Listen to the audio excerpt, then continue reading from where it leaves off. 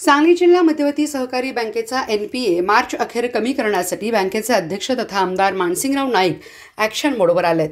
थकबाकीदारांच्या वसुलीसाठी त्यांनी जोरदार मोहीम हाती घेतली आहे। त्यासाठी जिल्ह्यात 19 अधिकाऱ्यांचे पथक नियुक्त करीत त्यांना कामाला लावले। मार्च अखेरपर्यंत सुट्ट्याही रद्द करण्यात आल्यात।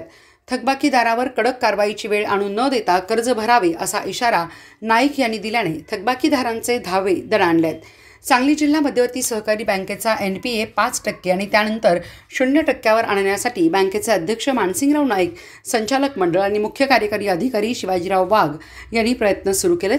मार्च अखेरीला 2 ते पावणे 2 महिने शिल्लक राहिले असल्याने थकीत एनपीएची रक्कम कमी करण्यासाठी वसुलीसाठी जिल्ह्यात जोरदार मोहीम सुरू केली आहे। थकबाकी वसुलीसाठी बँकेचे अध्यक्ष नाईक यांनी रविवारी सुट्टीच्या दिवशीही कर्मचारी आणि अधिकाऱ्यांना कामाला लावले।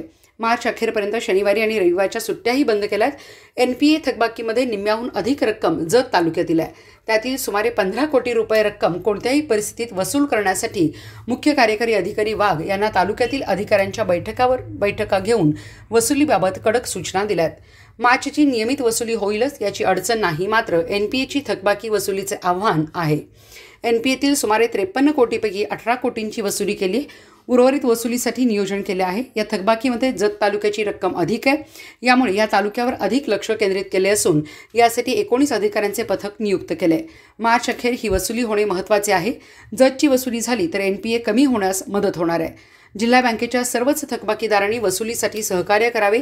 जिल्हा बँक ही शेतकऱ्यांची आहे, त्यामुळे शेतकऱ्यांसह इतर उद्योग व्यवसायासाठी कर्ज पुरवठा करण्यासाठी जुनी थकबाकी वसूल होणे महत्त्वाचे आहे। कडक कारवाईची वेळ आणू न देता थकबाकी भरावी असेही आवाहन बँकेचे अध्यक्ष आमदार नाईक व मुख्य कार्यकारी अधिकारी वाघ यांनी केले आहे।